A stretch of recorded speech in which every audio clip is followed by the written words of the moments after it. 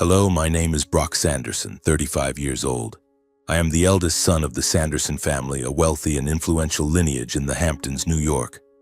I manage the family's investment fund, and my life, at least from the outside, appears to be a picture of perfection. But if you look closer, you'll see the cracks, secrets, injustices, and the burdens I've carried on my shoulders for years.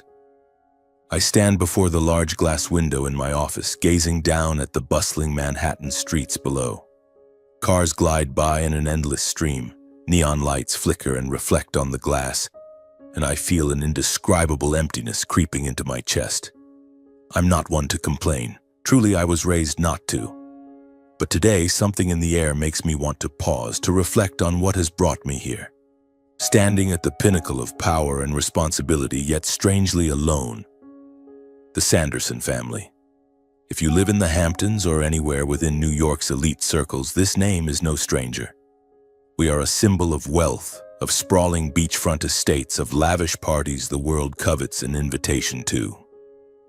My father, Philip Sanderson, built a real estate empire from scratch, and my mother, Julia, with her refined taste and skillful diplomacy, turned the Sanderson name into a brand.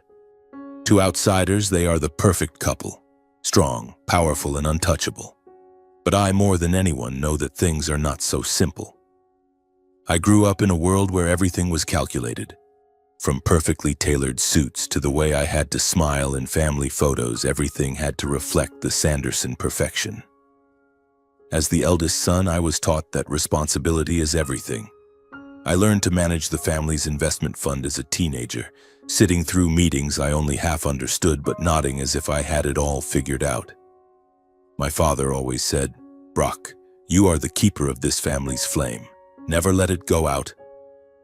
And I've done just that, day after day, year after year, until it became a part of me, like breathing, like a heartbeat. But then there's Lance, my younger brother. Oh, Lance. Just thinking about him is enough to make me want to laugh and sigh at the same time. Lance, 28 years old, is the embodiment of rebellion. If I am the carefully tended flame, Lance is a storm tearing through everything in its path. He's handsome, charismatic, with a smile that could charm anyone. But Lance doesn't care about responsibility, the family, or it seems even himself. He lives as if tomorrow doesn't exist, partying all night, gambling, and fleeting romances I've long stopped keeping track of. Our parents always shield Lance as if he's a precious gem to be protected from his own mistakes. "He's still young," my mother often says, her voice gentle but resolute. "He'll grow up." But I know, and deep down she knows too, that Lance is not just young. I remember when we were kids running through the sprawling lawns of our Hamptons estate. I, the serious older brother, always tried to keep Lance out of trouble.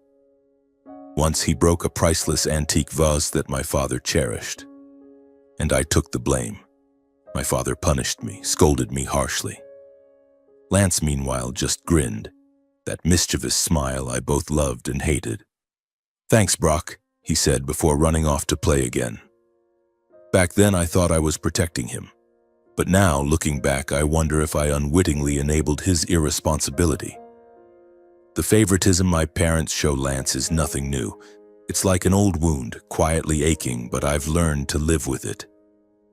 When I aced my college entrance exams, my father merely nodded and said, "Good job, Brock. That's what I expect from you." But when Lance failed his driving test for the third time, my mother hugged him, comforting him with, "It's okay, you'll do better next time." I'm not jealous, at least I tell myself I'm not. But deep down I feel the injustice. I've spent my entire life doing the right thing, keeping the Sanderson family's flame burning bright, but it never seems enough to earn the loving gaze my parents reserve for Lance. Amid all this chaos, I'm fortunate to have Olivia. My wife, Olivia, is the light of my life. She's 34, a talented endocrinologist working at a prestigious Manhattan hospital. Olivia doesn't belong to the glitzy world of the Sandersons, and that's exactly why I love her.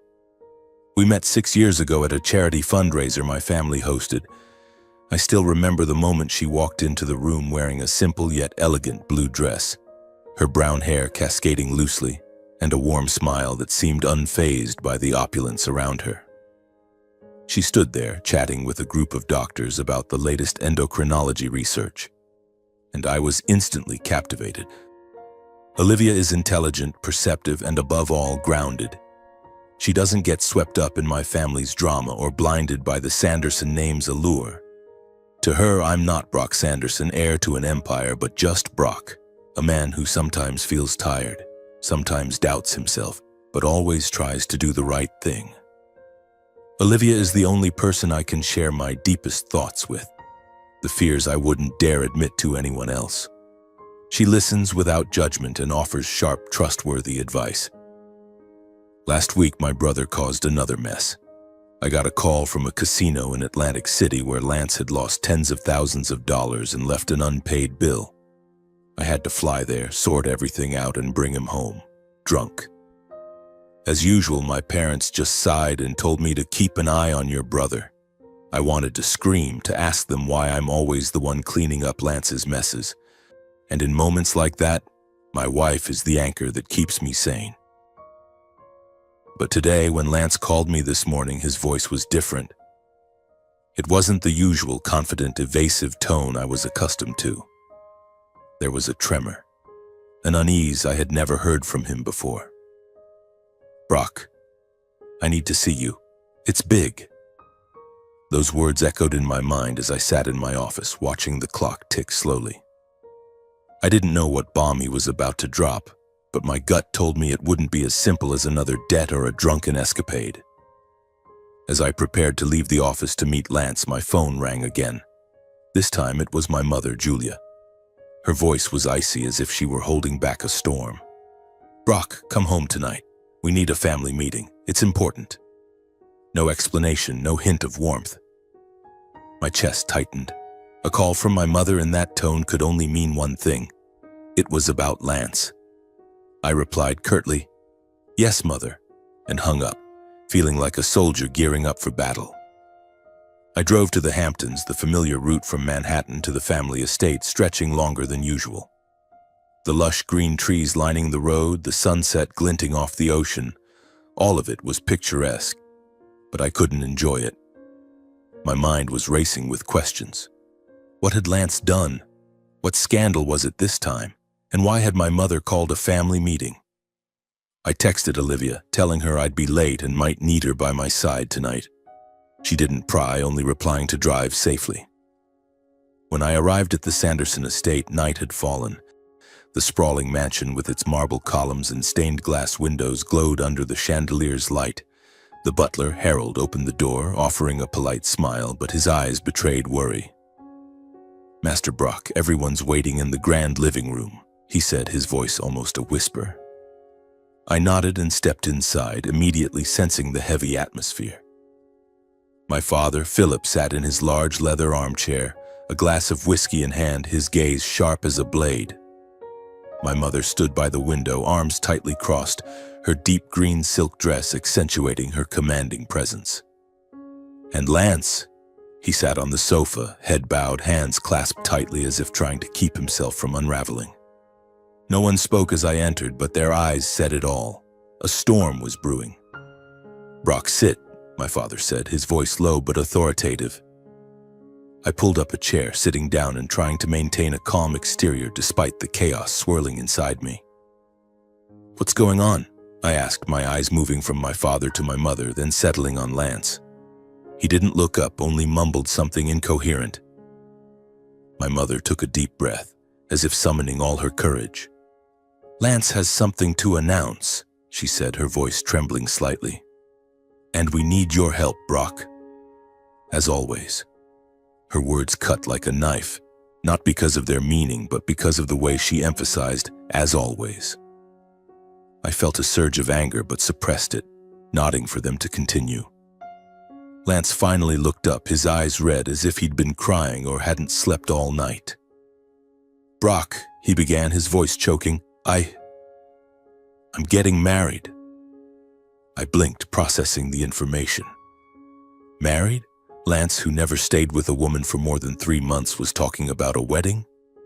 I almost laughed, but the panic in his eyes stopped me. To whom? I asked, my voice steady but my mind already conjuring up scenarios. Some girl from a party? A model? A gold digger? With Lance, anything was possible. Vivian Bennett, Lance replied, his voice barely a whisper. She's pregnant. The words detonated like a bomb in the room. I felt the blood rush to my head, not out of surprise, but because I knew the name Vivian. She was a 25-year-old model from a modest background, someone I'd met a couple of times. But pregnant? If true, this was a serious problem. My father slammed his whiskey glass onto the table, the clink of glass against wood ringing like a gunshot. Pregnant before marriage, he roared. Do you have any idea how much this will disgrace the family, Lance? My mother stepped forward, placing a hand on his shoulder to calm him, but her eyes were just as cold. We can handle this, she said firmly, but we need a plan. And then, as always, both my parents' eyes turned to me. Brock, my mother said, you'll take care of this. You always know how to keep things under control.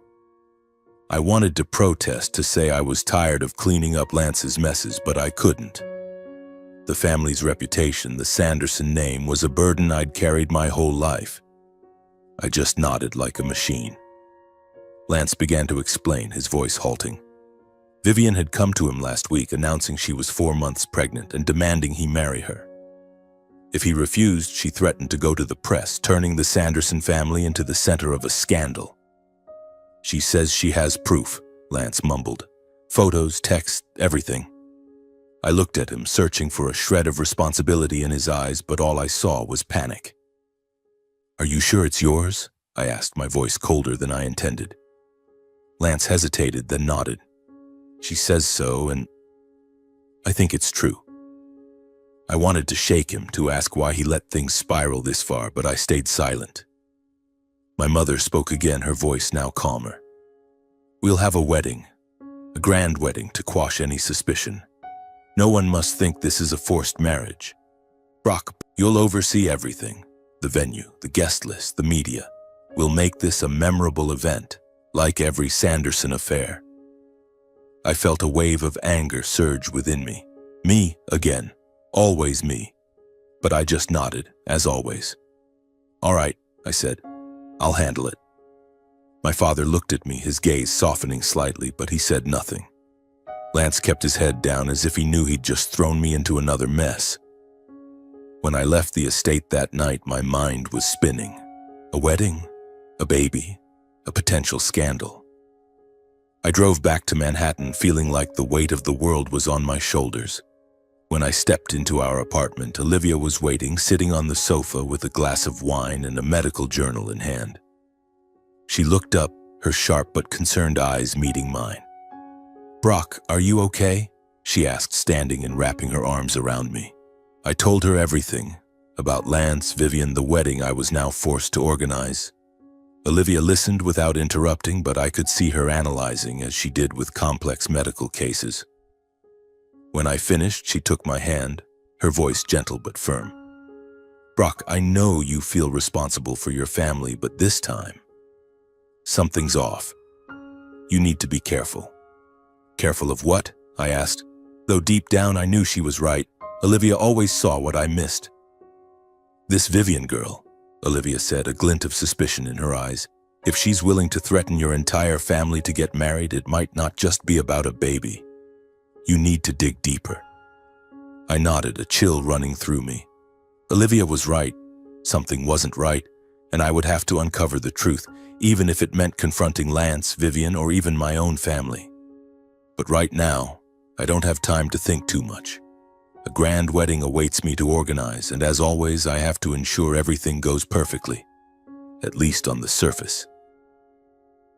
2 weeks after the family meeting, I found myself at the center of a whirlwind. Lance and Vivian's wedding was planned at a luxurious resort in the Hamptons, a venue the Sanderson family often chose for major events. This wasn't just a wedding. It was a statement, a performance to solidify our family's standing among the elite. I'd been working tirelessly, coordinating with the event team, from selecting a Michelin-starred chef's menu to ensuring a live orchestra from Paris would arrive on time. My mother insisted there could be no mistakes, and my father merely nodded as if everything was already under control. The resort was transformed into a lavish paradise. The pathways leading to the main venue were adorned with white orchids and sparkling crystal lanterns. A luxury yacht was chartered for a dinner party on the sea for the second night. Hundreds of guests, from real estate tycoons to Hollywood stars, had confirmed their attendance. The cost of the 4-day wedding celebration reached millions of dollars, but for the Sandersons, money was never the issue. The issue was reputation, and I was tasked with keeping it untarnished. I stood on the resort's balcony looking down at the outdoor reception area being set up. The tables were draped in white silk, each wine glass polished to a gleam, and the air was filled with the scent of fresh flowers. But inside, my unease grew stronger. Olivia was right. Something was off, though I couldn't yet put my finger on it. All I knew was that Vivian, the bride-to-be, was at the heart of my suspicions. The first day of the wedding festivities began with a cocktail party by the pool. I wore a perfectly tailored gray suit standing beside Olivia, who looked radiant in a turquoise silk dress. She smiled, shook hands with guests, but I knew she was observing. Olivia was always like that, sharp, refined, and never missing a detail. "You okay?" she whispered as we stood near the bar where champagne was being poured endlessly. "I'm fine," I replied, but my voice lacked conviction. Olivia tilted her head, her eyes suggesting she knew I was hiding something. "You're thinking about Vivian, aren't you?" she asked. I nodded, unwilling to lie. "She's over there," Olivia said, pointing to a corner of the party area where Vivian stood, dazzling in a vibrant red dress, laughing with a group of guests. Vivian Bennett. I had to admit she was magnetic. Her golden blonde hair, sparkling blue eyes, and confident smile made it seem like she was born for this world. But there was something about the way she moved, the way she spoke, that felt inauthentic. She was too perfect, too performative. I watched her from afar, trying to spot signs of a woman 4 months pregnant, but I saw nothing. No fatigue, no slower gait, none of the signs I'd noticed in pregnant women before. Olivia squeezed my hand, pulling me from my thoughts. "Brock, I noticed something," she said, her voice low so no one could overhear. "Vivian isn't drinking alcohol. That's normal for a pregnant woman, right? But she's also refusing juice, sticking to plain water. And have you seen how she eats? She just ate sashimi over there." Olivia gestured toward the buffet table where a plate of salmon sashimi had a few pieces left.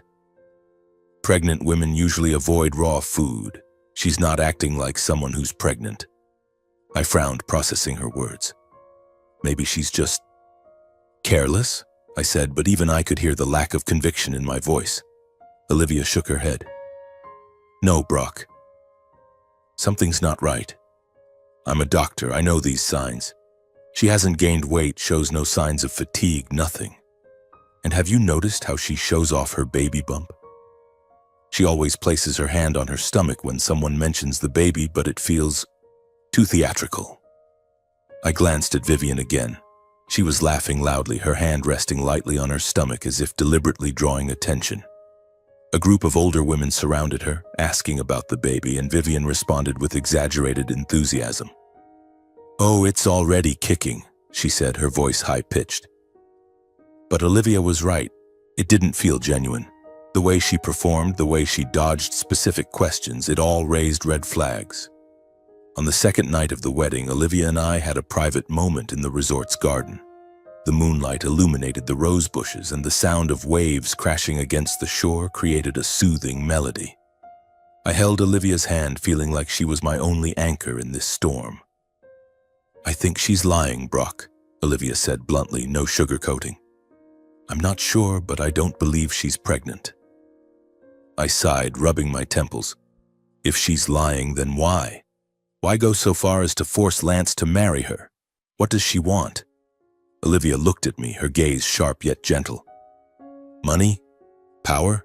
Revenge? Who knows, Brock? But you need to find out. If she's playing a game, your family and Lance are being used. I nodded, a weight pressing on my chest. I didn't want to believe Vivian was orchestrating a charade, But Olivia's instincts were rarely wrong. I decided to pay closer attention, ask questions, and observe. I started with Lance, but as usual, he dodged me. "Brock, I don't want to talk about this," he said when I tried to pull him aside during the yacht dinner party. "Vivian says she's pregnant, and I believe her." "That's enough." "You believe her?" I asked, my voice sharper than intended. "You don't even know the due date, Lance. Have you asked her who her doctor is? Have you seen any medical records?" Lance glared at me, his eyes a mix of anger and panic. "Why do you always have to dig into everything, Brock? Can't you just let me be?" I wanted to shout, to tell him I was trying to protect him, to protect our family, but I just shook my head and walked away. Lance never changes, and I, as always, was stuck in the role of the fixer. By the third day, the official wedding day, I was more stressed than ever. Vivian appeared in a pristine white wedding gown, its long train flowing behind her, a delicate veil fluttering in the breeze. She looked like a princess, but her eyes, cold, calculating, sent a shiver down my spine. I stood in my role as overseer, ensuring everything ran smoothly, but my mind was racing with doubts. Olivia, standing beside me during the ceremony, whispered, "Brock, I checked something. Vivian said she's been getting prenatal care at a hospital in Manhattan, but I called them and they have no record of her." I turned to her, my heart pounding. "You're sure?" I asked. Olivia nodded. "Positive. Brock, she's hiding something, and we need to find out what before this goes too far." I looked at Vivian holding Lance's hand, smiling at the guests. But her smile was too polished, too fake. A chill ran down my spine. Olivia was right. Something was wrong, and I wouldn't let my family be dragged into a deception. I squeezed Olivia's hand and whispered, "Tonight we confront her. This can't go on." The third day of the wedding at the Hamptons resort passed like a whirlwind of extravagance. The cocktail party by the pool had just ended, leaving behind sparkling champagne glasses and echoes of laughter in the salty sea air. The guests, real estate moguls, television stars, were still immersed in the grandeur of the Sanderson name. But I couldn't lose myself in the festivities. Every smile, every handshake, was just a facade hiding the storm raging inside me. Olivia and I had been watching Vivian for 3 days, and our suspicions, her suspicions, now mine, were growing stronger. I took a deep breath, trying to sort through the chaos in my mind. I didn't want to believe Vivian was a fraud, but I couldn't ignore the signs. And Lance, my brother whom I'd protected my entire life, might be hiding something far worse than I'd imagined.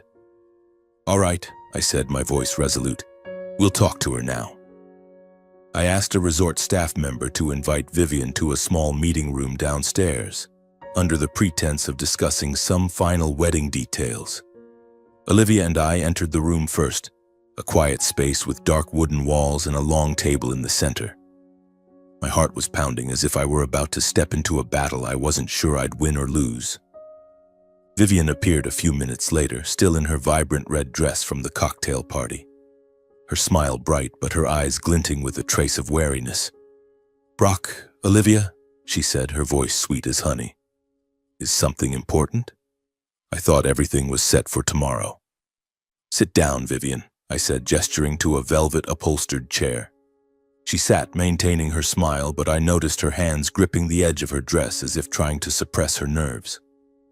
Olivia stood beside me, her gaze sharp yet gentle, like a doctor preparing to diagnose a complex case. "Vivian," I began, keeping my voice steady to mask the torrent of emotions inside. "We want to talk about the baby." Her smile faltered just for a moment, but it was enough to tell me we were on the right track. "The baby?" she repeated, her voice slightly higher than usual. "What do you mean?" Olivia stepped forward, her tone soft but authoritative. "Vivian, I'm an endocrinologist. I've been observing you over the past few days, and some things have made me curious. You say you're 4 months pregnant, correct?" Vivian nodded, but her eyes began to waver. "Yes, that's right," she said, her hand instinctively resting on her stomach like a rehearsed gesture. "Then," Olivia continued, It's odd that you show no signs of pregnancy at this stage. No weight gain, no fatigue, no visible hormonal changes. You ate sashimi last night, which most pregnant women avoid. And I checked. The hospital you said you're getting prenatal care from has no record of you. Can you explain? The air in the room grew heavy, as if all sound had been sucked out. Vivian's eyes darted from Olivia to me, her smile vanishing. I don't understand what you mean, she said, her voice trembling.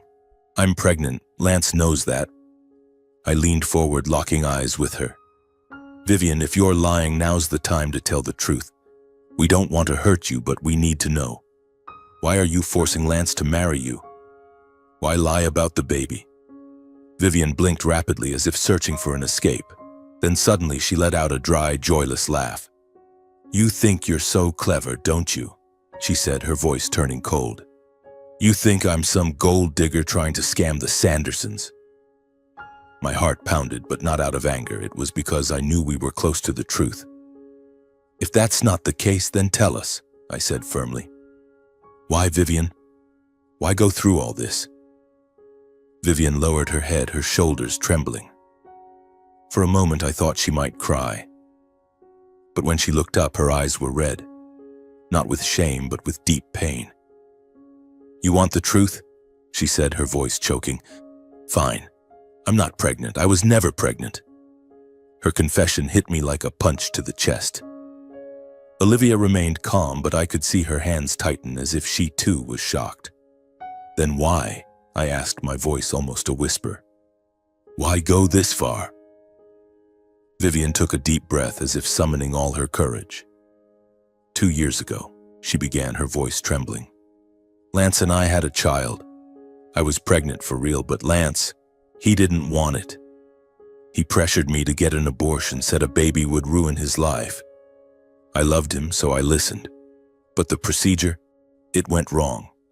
There were complications, and the doctor told me I'd never be able to have children again. Her words spilled out raw with pain. My blood ran cold. Lance, my brother. I knew he was reckless, but this was unforgivable. Olivia squeezed my hand under the table as if anchoring me from falling apart. Vivian, Olivia said, her voice gentle yet full of empathy. I'm so sorry, but why fake a pregnancy? Why force him to marry you? Vivian looked at us, tears streaming down her face. Because he destroyed me, she said, her voice a mix of pain and anger. After that, Lance still came to me, but only when he was drunk, only to use me. Then he'd leave like I was nothing. I lost everything because of him, my chance to be a mother, my self-respect, everything. So I decided if he wouldn't take responsibility, I'd make him. I knew the Sandersons feared a scandal more than anything. I threatened to go public, and they pushed Lance to marry me. I sat there, speechless. Everything I'd thought about Lance, his recklessness, his irresponsibility, came into sharp focus. But at the same time, I felt a strange empathy for Vivian. She wasn't the schemer I'd assumed. She was a woman broken, driven to desperation by my own brother. Vivian, I finally said, my voice hoarse with emotion, why didn't you tell the truth from the start? We could have helped you. Vivian shook her head, tears still falling. Who would believe me? I'm just a model, Lance's plaything. No one in your world cares about me, but please keep this a secret. I'll leave. I'll cancel the wedding, I promise. I'll disappear quietly. Olivia looked at me, her eyes filled with concern. Vivian, she said gently, we understand your pain. But keeping this secret, it won't bring justice. If you want Lance to take responsibility, we'll help you, but you need to be honest with us. Vivian buried her face in her hands, sobbing. I don't know what to do anymore, she whispered. I love Lance, but I hate him too. I'm sorry for deceiving everyone. Please don't tell anyone. Let me go. I looked at Vivian, then at Olivia. What do you think we should do? I asked, my voice rough with emotion. Olivia tilted her head, her eyes thoughtful. Brock, if we expose the truth right now during the wedding, it'll be a disaster. Not just for your family, but for Vivian too. She's in a desperate situation, and going public will only hurt her more. I think we should keep this quiet, at least for now. I looked at Vivian, still clutching her face, her shoulders shaking with sobs. I felt a deep empathy for her, but also a burning anger toward Lance. He hadn't just hurt Vivian, he'd put me in this position. Once again, I was cleaning up his mess. But Olivia was right. Exposing the truth now would only make things worse. I needed a way to protect the family's reputation while ensuring Lance couldn't keep dodging responsibility. "Vivian," I said finally, my voice firm despite the turmoil inside. "I won't tell anyone, at least not now, but I don't want you to leave." She looked up, her eyes wide with confusion. "What do you mean?" she whispered. "I want you to go through with the wedding," I said, each word feeling like a heavy stone. "Not because I want to protect Lance, but because I want him to face what he's done. If you leave, he'll slip away scot-free like always. I want him to marry you, to live with you, and to learn to take responsibility, but I promise you I won't let my family hurt you. You have my word." Vivian stared at me, her eyes wavering between fear and doubt. You'll keep this secret?" she asked, her voice trembling. "You won't tell your parents?" I nodded, though it felt like betraying myself. "I'll keep it secret for now. After the wedding, I'll find a way to make Lance face the truth. And I'll make sure you're protected, Vivian. You have my word." Olivia looked at me, her eyes filled with concern but also a hint of approval. She knew I was struggling, knew this decision went against my every instinct, but she also knew it was the only way to keep everything from collapsing, for now. Vivian wiped her tears, nodding weakly. "All right," she whispered. "I'll do as you say. I'll go through with the wedding, but please, don't leave me alone in this." "We won't leave you alone," Olivia said, her voice gentle but certain. "We're here, Vivian. We'll help you." She nodded, but her eyes were still full of pain. I stood up, feeling the weight of the world on my shoulders. "You should get back to the party," I said. "People will start wondering if you're gone too long." Vivian stood, wiping her tears quickly, trying to regain her radiant composure. She left the room, leaving Olivia and me in heavy silence. When the door closed, I turned to Olivia, feeling like I'd just run a marathon. "Do you think I did the right thing?" I asked, my voice hoarse with exhaustion. Olivia took my hand, her gaze soft but resolute. "You did the best you could in this situation, Brock. But you know this isn't the end. Lance needs to face consequences, and we'll find a way to make this right." The next day, the wedding ceremony unfolded like a perfect dream. Vivian walked down the aisle in her stunning white gown. Lance stood at the altar with a forced smile. The guests clapped, champagne flowed, and the Hampton sun shone brilliantly on everything. I stood there, overseeing every detail, ensuring no mistakes, but inside I felt hollow. Olivia stood beside me, her hand brushing mine, a reminder that we were facing this together. None of the guests knew about the confrontation the night before. No one knew about the secret we were keeping. The wedding went off without a hitch, as if nothing had happened. But I knew deep down that this truth couldn't stay buried forever. And when it surfaced, it would change everything. 2 weeks after the wedding, I called my parents, asking them to come to the Sanderson estate in the Hamptons for a family meeting. I told them it was urgent, related to Lance. I didn't mention Vivian or reveal any details, but my mother's voice over the phone was laced with worry. Olivia and I drove to the Hamptons on a chilly autumn afternoon with golden and crimson leaves falling along the road. The estate loomed ahead, its marble columns and sprawling lawns a reminder of the legacy I was raised to protect. But today I wasn't here to protect. I was here to confront. As we entered the grand living room, my parents were already there. My father, Philip, sat in his leather armchair, a glass of whiskey in hand, exuding his usual air of authority. My mother, Julia, looked impeccable in a tailored blazer, but her eyes betrayed her unease. Lance sat on the sofa, his posture slouched but his gaze defensive. Vivian stood near the window, her body tense, her face pale. "Brock, what is this about?" my father demanded, his voice icy. "You said it was urgent. Don't waste our time." I took a deep breath, feeling Olivia's hand brush against mine, a reminder that she was here with me. "This is about Lance," I said, my voice steady despite the turmoil inside, "and Vivian, and the truth about their marriage." Lance shot up, his eyes flashing with anger. "What the hell are you talking about, Brock?" he snapped, but I caught a tremor in his voice as if he knew something was about to explode. I ignored him, turning to my parents. Before the wedding, Olivia and I spoke with Vivian. We had suspicions about her pregnancy, so we confronted her. She admitted something you all need to hear. I looked at Vivian, her head bowed, her hands clenched so tightly her knuckles were white. "Vivian, do you want to tell them, or should I?" She looked up, her eyes red, her voice trembling. I'm not pregnant," she said, her voice so soft it was barely audible. "I was never pregnant." The room fell into a heavy silence, so oppressive it felt like it could shatter glass. My mother gasped, her hand covering her mouth, her eyes wide with shock. My father gripped his whiskey glass tightly, his gaze sharp as a blade. "Not pregnant?" he roared. "You claimed you were pregnant to force us into this wedding. What is the meaning of this?"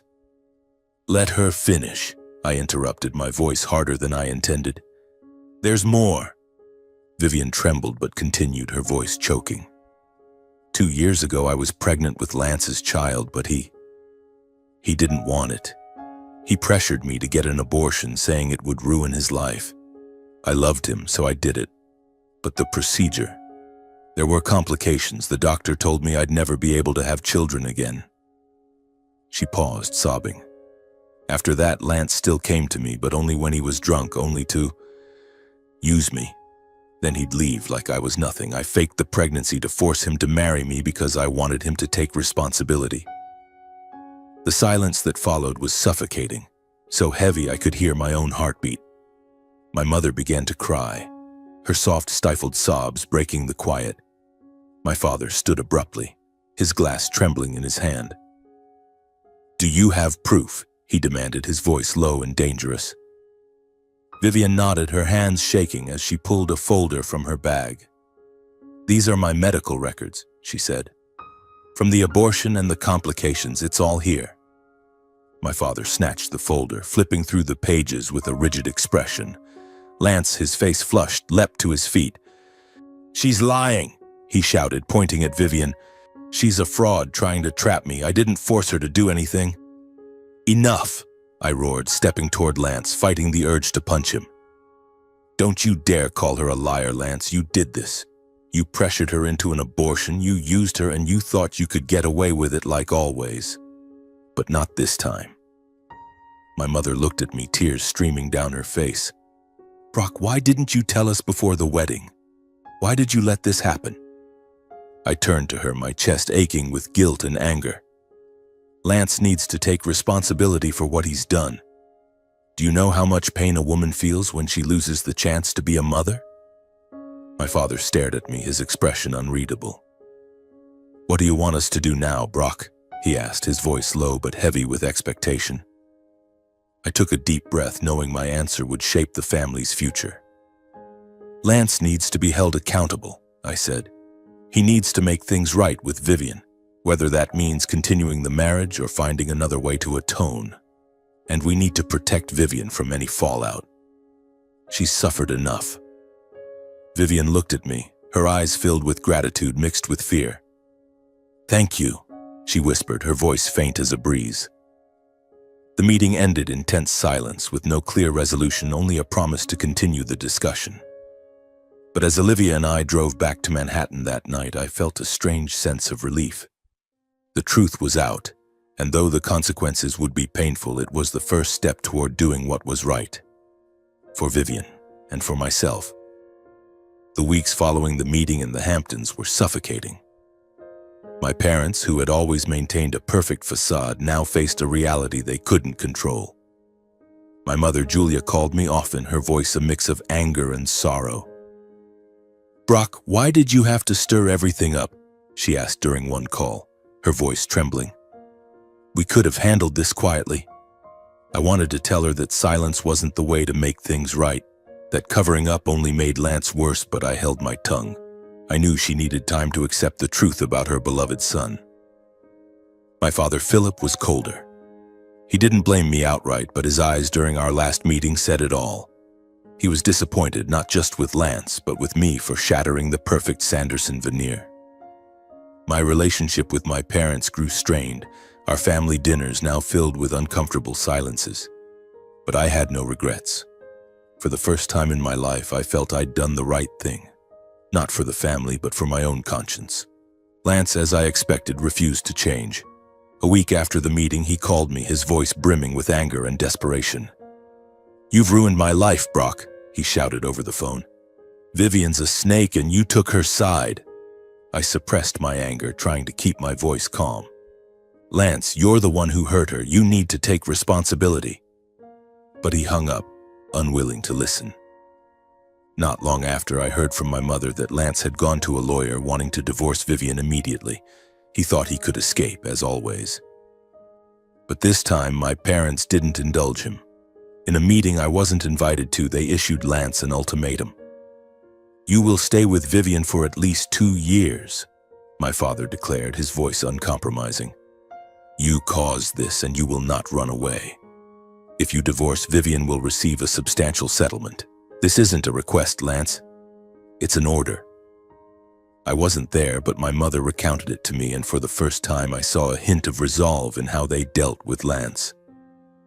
Perhaps at last they realized their coddling had created a man incapable of accountability.